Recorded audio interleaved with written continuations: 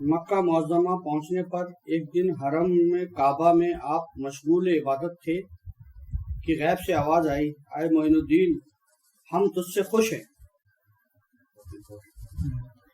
ہم تجھ سے خوش ہیں۔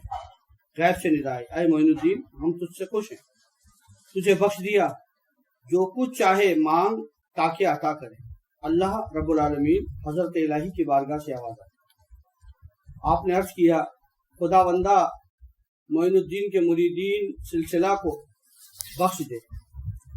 ارشاد ہوا، اے معین الدین تو ہماری ملک ہے، جو تیرے مرید اور تیرے سلاسل میں قیامت تک مرید ہوں گے انہیں بخش دوں گا۔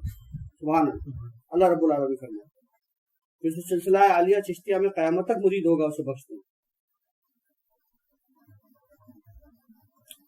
حج سے فارغ ہو کر آپ مدینہ منورہ پہنچے۔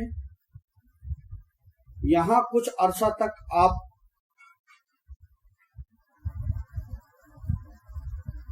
مقیم رہے۔ ان ایام میں ایک دن آپ کو دربار رسالت سے عالم رویا یعنی خواب میں بشارت ہوئی، اے معین الدین تو میرے دین کا معین ہے، تجھے ہندوستان جانا چاہیے۔ وہاں ایک شہر اجمیر میں میرے فرزندوں میں سے سید حسین بن ابراہیم، جن کا حال آگے آئے گا، بانیت جہاد غزوہ گیا تھا، وہاں شہید ہو گیا۔ یعنی حضور پاک نے بشارت دی کہ اے معین الدین تو میرے دین کا معین ہے، یعنی مددگار ہے۔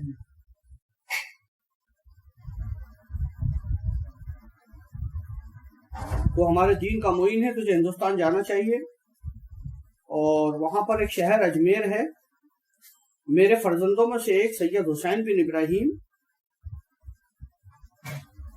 بانیت جہاد غزوہ گیا تھا، یعنی جہاد کے لیے غزوہ کے لیے ہندوستان میرے ہی اولاد میں سے گیا تھا، وہاں شہید ہو گیا۔ حضور پاک فرما رہا ہے، اور وہ مقام کفار کے ہاتھ میں آ گیا ہے، وہ مقام کفار کے ہاتھ میں آ گیا ہے اجمیر۔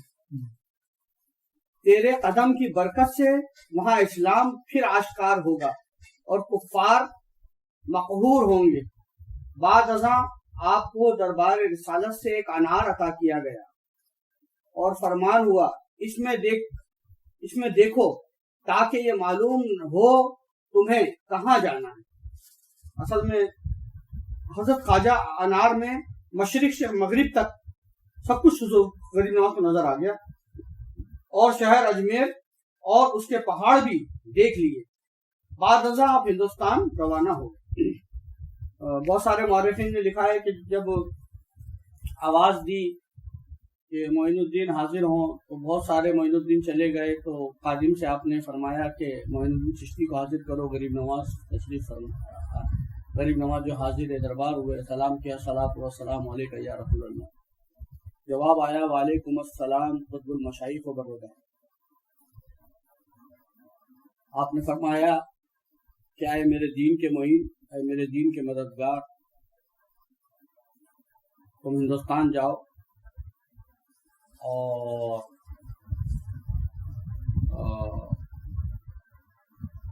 وہاں پر جو ہے تبلیغ دین کا کام سر انجام دو۔ تو آپ نے عرض کیا، حضور ہندوستان کے بارے میں مجھے پتہ نہیں ہے۔ تو آپ نے انار غریب نواز کو مرحمت فرمایا۔ اس وقت غریب نواز اور رسول اللہ صلی اللہ علیہ وسلم میں کوئی پردہ نہیں تھا۔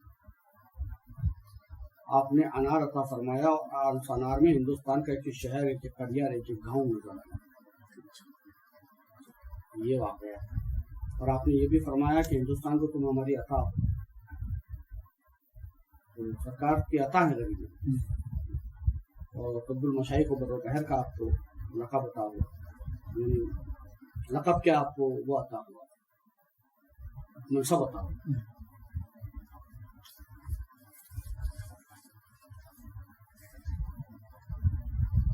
پھر آپ ہندوستان روانہ ہو گئے۔ اب دوسرا سفر جو ہے وہ ہے مدینہ منورہ سے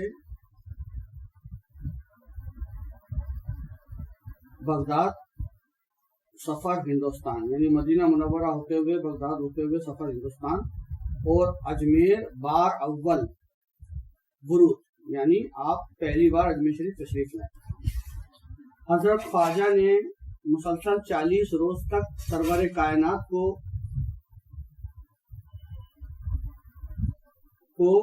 مائع ارواج مشائخ کرام عالم رویا میں یہ ارشاد فرماتے ہوئے دیکھا، اے معین الدین قطب الدین خدا کا دوست ہے، اس کو خلافت دے اور فرقہ گلیم پہنا۔ یعنی رسول اللہ صلی اللہ علیہ وسلم کی بارگاہ میں آپ نے چلہ کیا تھا 40 دن کا، تو وہاں پر روز آواز آتی تھی کہ اے معین الدین قطب الدین خدا کا دوست ہے، اس کو خلافت دے اور فرقہ گلیم پہنا۔ فرقہ گلیم وہی جو چشتی بزرگوں کو معراج سے جو ملا تھا۔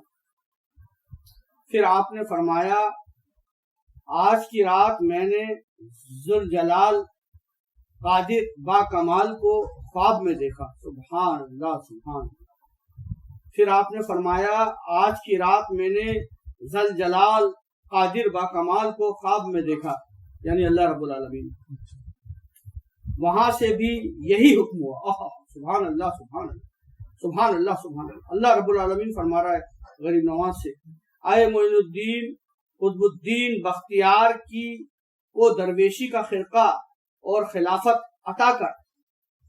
اللہ رب العالمین فرما رہا ہے، اے معین الدین قطب الدین بختیار کاکی کو درویشی کا خرقہ اور خلافت عطا کر، کیونکہ وہ ہمارا دوست اور محمد صلی اللہ علیہ وسلم کا بھی دوست ہے۔ اللہ رب العالمین، ہم نے اسے برگزیدہ بنایا ہے، ایکسیپشنل، اور اس کا نام اپنے دوستوں میں لکھا ہے۔ سبحان اللہ، کیا مرتبہ ہے خواجہ قطب الدین اور کیا کمال ہے غریب نواز، سبحان اللہ۔ اور کیا ہی ناچی فرقہ ہے یہ طریقت کہ نجات اسی سے، یعنی کیا بات ہے، رب تعالی حکم فرما۔ بس ابھی خواجہ قطب صاحب جو جوان تھے، یہاں تک کہ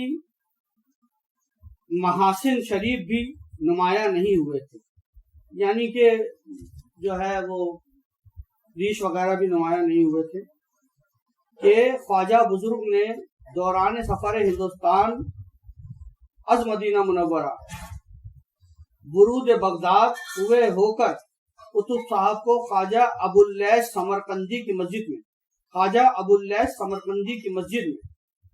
کہاں پر؟ بغداد میں ایک مسجد ہے جس کا نام ہے مسجد ابواللیث سمرقندی کی مسجد میں با موجودگی شیخ شہاب الدین شیخ داؤد کرمانی، شہاب الدین یعنی سہرورد، شیخ داؤد کرمانی، شیخ برہان الدین محمد چشتی، شیخ تاج الدین محمد صفہانی،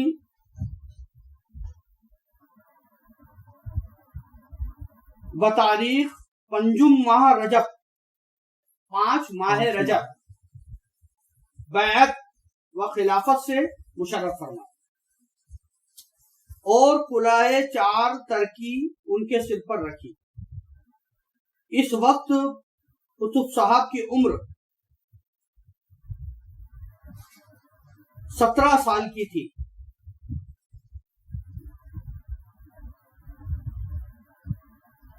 صرف 17 سال میں آپ کو خلافت حاصل ہو گئی۔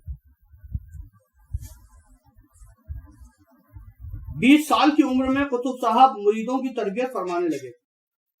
20 سال کی عمر میں مریدوں کی تربیت فرمانے لگے۔ کیا کمال ہے چشتی! اور لوگ 30 سال کی عمر میں کہتے ہیں ابھی تو کم عمر ہے، دنیا ان سے نہیں سنبھالی جاتی، اور یہاں پر جو ہے 17 سال کی عمر ہوئی کہ اللہ کہہ رہا میرا دوست ہے اور میرے محبوب کا بھی دوست ہے۔ سبحان اللہ۔